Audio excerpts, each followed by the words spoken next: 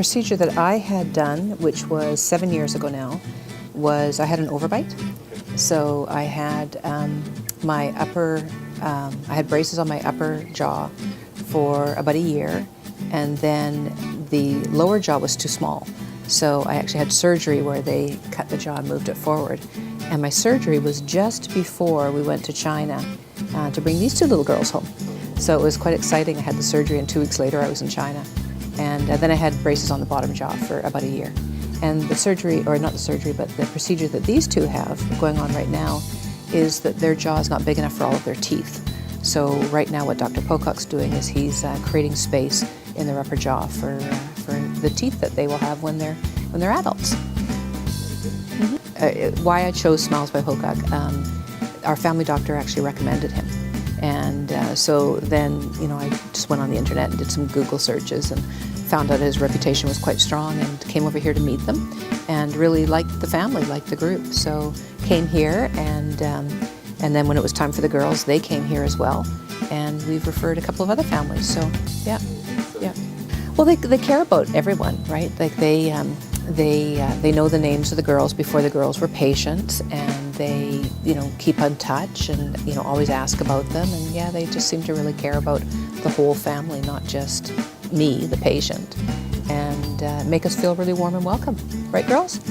You happy here? Yeah. Why mothers might want to consider it at this age is the theory is that if you repair the structure now, then you may not have to have full braces later. So rather than going through the trauma of all of the braces as a teen, just go through some work now when their mouths are still developing, and then you may not need the full braces later. So we're doing it now at age 7, and then when they're 12 or 13, we'll make a decision about whether or not they actually need braces. I'm hoping that they won't. It looks like things are starting to shift around, and they're creating some space in their mouths. So yeah, so we should have some good space for all their teeth when they get a little bit older. The Smiles by Pocock, they really are set up for kids. So, you know, they understand what motivates children, and they create a really friendly environment for them. And they explain everything. So when the girls had their retainers put in, or their spacers put in, they were walked through the whole process themselves, because they were the patient, right? So it wasn't just explaining it to the parent, it was explaining it to the kids. So they were both pretty comfortable, I think.